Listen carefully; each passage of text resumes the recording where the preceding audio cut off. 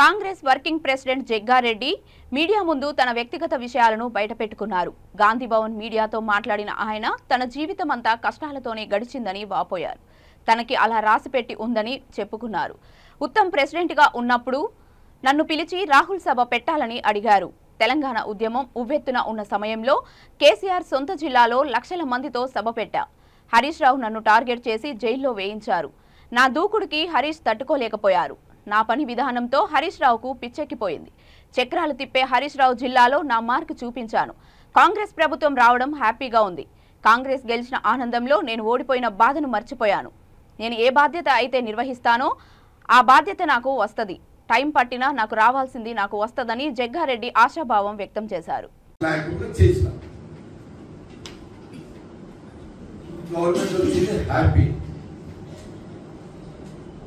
Congress government రావడం వల్ల జగ్గారెడ్డి ఓడిపోవడం అనేది వదిలేండిగా, కానీ కాంగ్రెస్ పార్టీ అధికారంలో వచ్చింది. ప్రజలకు మేలు చేసే ప్రభుత్వం వచ్చింది. ప్రజలకు అండగా నిలబడే ప్రభుత్వం కాంగ్రెస్ పార్టీ వచ్చింది, ప్రభుత్వం వచ్చింది. నేను దానికి హ్యాపీగా ఉన్నాను.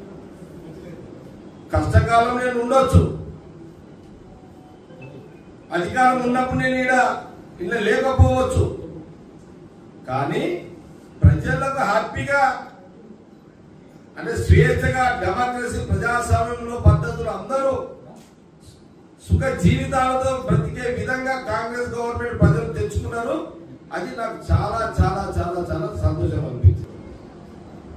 జగ్గారెడ్డి ఏది ఆశించి చేయడు, జగ్గారెడ్డి ఏది ఆశించి చేయడు.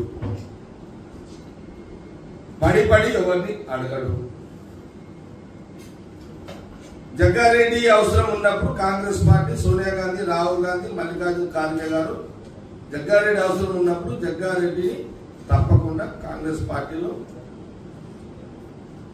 వాళ్ళు ఏ బాధ్యత ఇస్తే జగ్గారెడ్డి పనిచేయగలుగుతాడో ఆ బాధ్యత ఇచ్చే రోజు వస్తుంది.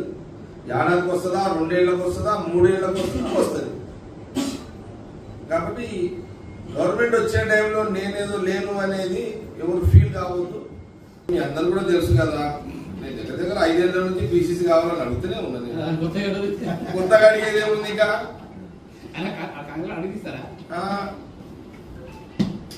ఏదో మనకు ఉన్న దాని కూడా తప్పు. ఇప్పుడు అడిగినా ఇప్పుడేం అవసరం, అర్జెంట్ ఏం లేదు కదా. ఇప్పుడు గతంలో బీసీసీ కావాలని అడిగినా, కానీ ఇప్పుడు అర్జెంట్ ఏం లేదు.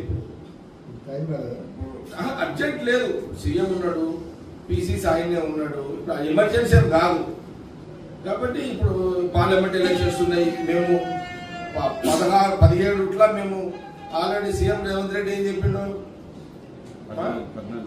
మినిమం 14 గెలవాలి పార్లమెంట్ అనేది ఆయనకు ఛాలెంజ్ పెట్టుకున్నాడు.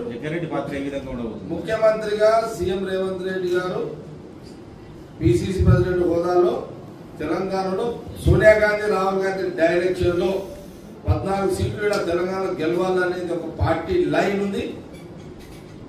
ఆ లైన్ ని ఒక ముఖ్యమంత్రి కాదు, డిప్యూటీ సీఎం, క్యాబినెట్ మినిస్టర్లు, ఎంటైర్ కాంగ్రెస్ పార్టీ లీడర్లు, జిల్లా అధ్యక్షులు కానివ్వండి, అందరం కూడా సమన్వయంతో ఆ 14 సీట్లు రీచ్ కావడానికి అందరం కూడా పని చేస్తాం. అది మా బాధ్యత, మేము చేస్తాం.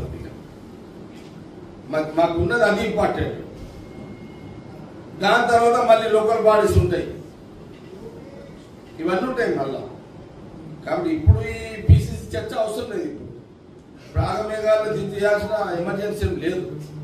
కాబట్టి దానికి కాదు, మాకు ఛాలెంజ్ ఏంటంటే ఎంపీ ఒక లైన్, అక్కడి నుంచి ఒక లైన్ వచ్చింది ఏఐసిసి నుంచి 14 సీట్లు గెలవాలి. 14లో 100% 14 మీద మా టార్గెట్. 14లో ఏమన్నా అడ్మిట్ ఏమన్నా 10 కాడ వచ్చి ఆగాలి.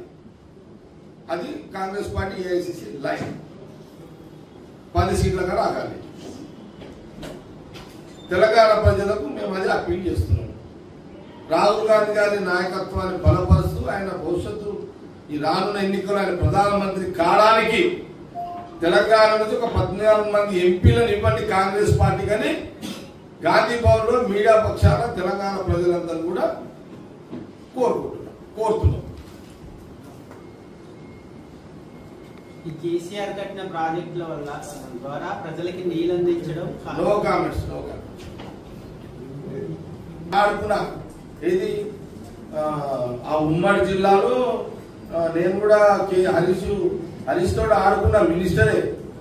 దాన్ని హరీష్ రావు తట్టుకోలేకపోయింది. అమ్మ నేను మంత్రి ఉన్నాడే ఒకటి జిల్లాలో ఎమ్మెల్యే, అమ్మ జిల్లాలో నాకు ఎవడు అడ్డం లేడు, అమ్మ వీడు ఒక్కడే నాకు అడ్డం తిరిగిపోయాడు. పోలీసు వాళ్ళు వీళ్ళు కంట్రోల్ చేయలేకపోతున్నారు.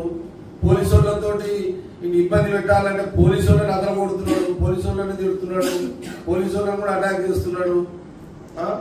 ఏదన్నా కార్యక్రమం పెట్టుకుంటే దాని మీద ప్రోటోకాల్ ఏమో జగ్గారెడ్డి వస్తే ఏం గొడవ అవుతుంది అనే ఒక టెన్షన్ హరీష్ రావుకి.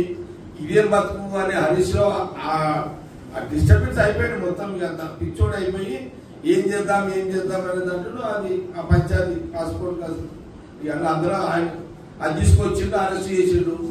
ఆ టైంలో ఇంకోటి చేసిన లేదా రాజు చెప్పులో మళ్ళా ఏంది ఎమ్మెల్సీ ఎలక్షన్స్ ఏది ఉమ్మడి జిల్లాలో కష్టకాలమే కదా. ఇది గెలిచిన తర్వాత గెలిచిన అంటే గొడగొట్టాలని బాగా ట్రై చేసిండు. నేను ఆ 3-4 ఏళ్ళు బాగా కష్టపడ్డా, గెలిచిన తర్వాత ఆడ గెలిచి మళ్ళీ కొత్త ఆట స్టార్ట్ అయింది.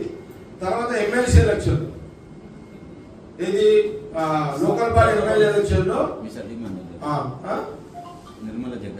నిర్మల నా భార్యని అప్పుడేంది అప్పుడు నేను నా ఉమ్మడి జిల్లాలో కేసీఆర్ సొంత జిల్లాలో చక్రాలు తిప్పి హరీష్ రావు జిల్లాలో చక్రాలు తిప్పుతాడంట కదా హరీష్ రావు. చక్రాలు తిప్పి హరీష్ రావు జిల్లాలోనే యునానిమస్ కావద్దని కేసీఆర్ సొంత జిల్లాలో యునానిమస్ ఎమ్మెల్సీ యునానిమస్ కావద్దు.